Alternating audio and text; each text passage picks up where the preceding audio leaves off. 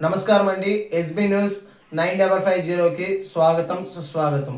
ఏ రోజు వార్త ఆ రోజు మనకు అప్డేట్ కావాలంటే ఎస్బీ న్యూస్ 9550 ఛానల్ను మీరు సబ్స్క్రైబ్ చేసుకుంటే ప్రతిరోజు వార్త మీకు అప్డేట్గా ఉంటుంది.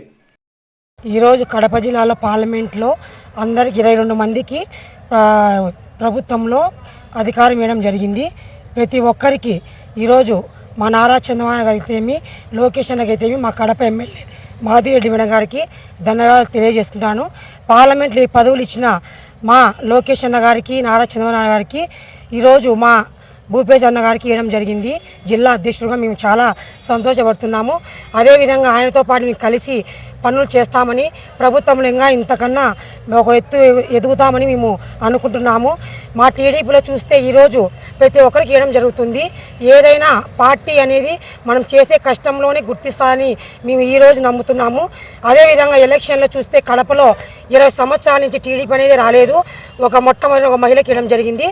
ఆమె ఈడ ఎమ్మెల్యేగా గెలవడం జరిగింది. అప్పటి నుంచి మేము కష్టపడుతూనే ఉన్నాము. ఈరోజు నాకు మహిళా అధ్యక్షురాలు ఉంది ముందు, దాని తర్వాత ఇవ్వడం జరిగింది, పార్లమెంట్లో ఇవ్వడం జరిగింది. నేను చాలా సంతోషపడుతున్నాను. అదేవిధంగా నారా చంద్రబాబు గారికి, లోకేష్ అన్నకి నేను ధన్యవాదాలు తెలియజేసుకుంటాను.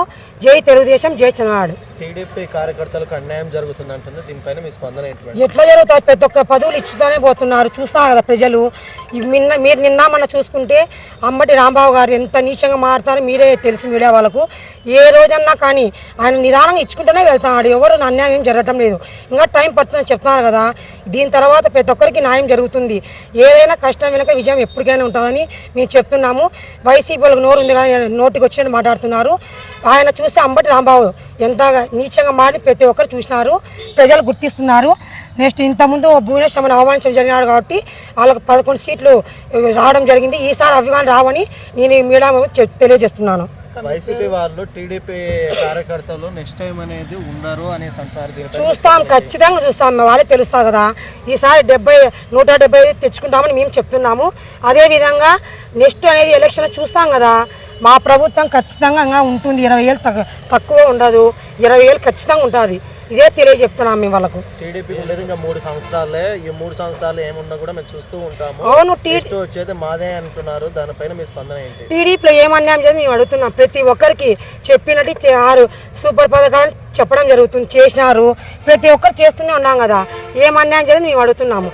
నెక్స్ట్ వాళ్ళు ఇంతకుముందు ఎలక్షన్ అట్టే అన్నారు కానీ రాలేదు. ఈసారి కానీ టీడీపీ ఖచ్చితంగా వస్తామని మేము చెప్తున్నాము. 2029 మేమే ఉంటామనేసి అంటున్నారు. ఉండరు, ఖచ్చితంగా ఉండరు. ఎట్టుంటారు? ఇప్పుడు అంబటి రాంబాబు నిన్న ఒక నీచంగా మాడి ప్రతి ఒక్కరికి ప్రజలు గుర్తిస్తున్నారు. ఇంతకుముందు అదే గుర్తించి ఆయనకు కేటాయించారు 11 సీట్లు. ఈసారి అవి కానీ రావు ఆయనకు. లడ్డు పైన మీ స్పందన ఏంటి మేడం? లడ్డు ఒక కల్తీ లడ్డు ఖచ్చితంగా జరిగింది కదా అని చెప్తున్నాం మేము. అసలు అతను ఒక కల్తీ లడ్డు మీదనే ఆయన ప్రజల్లో ఆయన అన్యాయం అయిపోయినాడని నేను తెలియజేస్తున్నాను. మురికినాటి శ్రీత, పార్లమెంట్ సెక్రటరీ.